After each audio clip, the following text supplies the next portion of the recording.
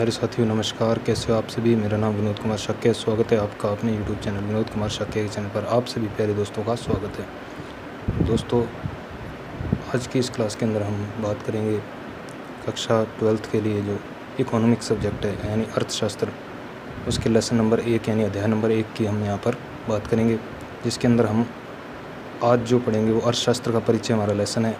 और उसमें हम अर्थशास्त्र के परिचय के बारे में यहाँ पर आज की क्लास के अंदर हम सबसे पहले हम पढ़ेंगे कि अर्थशास्त्र का परिचय क्या होता है, इसके बारे में। तो अर्थशास्त्र के परिचय के बारे में यहाँ हम जान लेते हैं कि सबसे पहले यहाँ पर दिया हुआ हमें परिचय कि यहाँ पर ये कहता है कि मानव सभ्यता के आरंभ से ही मानव की भिन्न भिन्न प्रकार की आजीविकाओं पर निर्भरता रहती आई है। यानी जो मानव है, जैसे जैसे मानव का जो प्रारंभ से उसका विकास हुआ उसकी सभ्यता का, वैसे ही मानव की जो निर्भरता है वो अनेक आजीविकाओं पर। आजीविकाओं का मतलब होता है कि जो अपनी जीविकोपार्जन के लिए जो क्रियाएं की जाती हैं, जो भी उससे जो भी धन एकत्रित होता है उसे हम आजीविका कहते हैं। कहता है आजीविका पर निर्भरता रहती है। ये आदि मानव का जीवन यापन आखेटन पर आधारित था। आदि मानव का जो जीवन था वो किस पर आधारित था? आखेटन। आखेटन का मतलब होता है शिकार करना। तो जो आदि मानव था उसका जीवन किस पर आधारित था? आखेटन यानी शिकार पर आधारित था। आगे कहता है पशुपालन व कृषि आजीविकाओं का रूप लेकर आज अधिकांश लोगों की रोजी रोटी का साधन है। जो पशुपालन और कृषि, ये दो ऐसे प्रमुख जो रोजगार या धंधे हैं जिसमें कहता है कि जो आजीविकाओं का ये रूप लेकर क्या हो चुके हैं, आजकल अधिकांश लोगों की रोजी रोटी यानी कि जो उनकी रोजी रोटी का क्या बन चुके हैं, ये साधन बन चुके हैं। कालांतर में जैसे जैसे समय बीतता गया वैसे वैसे कहता है कि औद्योगिक क्रांति के बाद, यानी कालांतर में औद्योगिक क्रांति के बाद संसार के कई देशों में आजीविकाओं का जो रूप है वो क्या होता गया, बदलता चला गया। तो धीरे धीरे संसार के अंदर क्या है, कई जो देश हैं हमारे, तो उनमें आजीविकाओं का जो रूप है वो क्या होता गया, बदलता गया। इसके बाद कहता है कि आज उद्योग, व्यापार एवं अन्य वाणिज्यिक क्रियाएं विकसित हो गई हैं। यानी जो भी उद्योग हो गए या व्यापार हो गया या उससे संबंधित क्या है, वाणिज्यिक क्रियाएं हैं, वो क्या होती गई हैं, विकसित हो गई हैं। उसके बाद कहता है वाणिज्यिक क्रियाएं अधिकतर लोगों के रोजगार व आय का साधन। जिसका रोजगार व आय का साधन यानी जो वाणिज्यिक क्रियाएं, जो यानी कि वस्तुओं को क्रय करना, विक्रय करना, ये जो क्रियाएं वो क्या है, अधिकतर लोगों के रोजगार व आय का साधन है।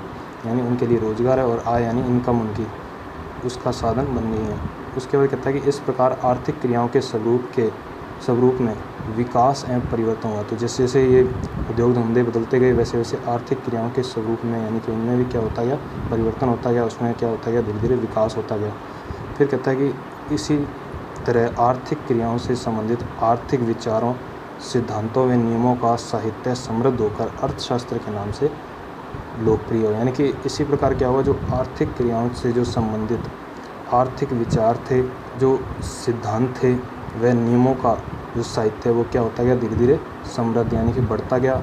और उसे फिर किस नाम से जाना गया, अर्थशास्त्र के नाम से जाना गया। आगे यहाँ पर कहता है ये अर्थशास्त्र नाम का उल्लेख भारत के प्राचीन ग्रंथों में मिलता है। यानी जो अर्थशास्त्र है, जो उसके नाम का जो उल्लेख है वो भारत के प्राचीन ग्रंथों, प्राचीन का मतलब क्या होता है यहाँ पे, पुराने, यानी प्राचीन से हम यहाँ पे क्या समझते हैं, प्राचीन का मतलब होता है पुराने।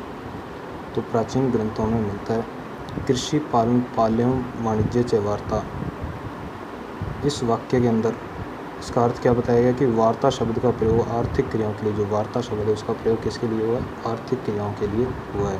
फिर कहता है बृहस्पति, शुक्र व कौटिल्य इत्यादि द्वारा, जो बृहस्पति, शुक्र व कौटिल्य जो अर्थशास्त्री है उनके द्वारा क्या कहता है, ये उनके द्वारा कहता है कि जो कृषि, पशुपालन, दुग्ध उत्पादन एवं वाणिज्य से संबंधित आर्थिक क्रियाओं के लिए वार्ता शब्द का प्रयोग किया गया।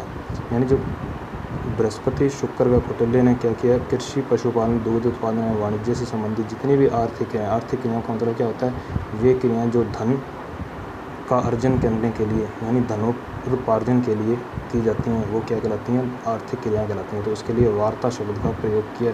फिर कहता है यहाँ पे कि अर्थशास्त्र से संबंधित भारत के विचारकों में स्वामी दयानंद सरस्वती, दादा भाई नौरोजी, महादेव गोविंद रानडे, उसके बाद कहता है कि गोपाल कृष्ण गोखले, रमेश चंद्र दत्त, एम.एन. रॉय आदि ये क्या हैं, प्रमुख हैं।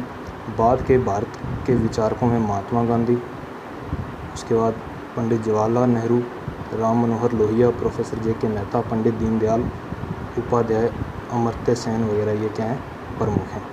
तो ये था आपका जो पॉइंट था इसके अंदर। सबसे पहला हमारा कि अर्थशास्त्र के परिचय के बारे में। तो परिचय के बारे में आज की कक्षा के अंदर हमने पढ़ लिया है। अगली जो नेक्स्ट क्लास है उसके अंदर हम पढ़ेंगे अर्थशास्त्र की परिभाषाओं के बारे में, कि अर्थशास्त्र की परिभाषाएं किस किस प्रकार से किन्होंने दी हैं, तो उसके बारे में हम अगली कक्षा के अंदर चर्चा करेंगे।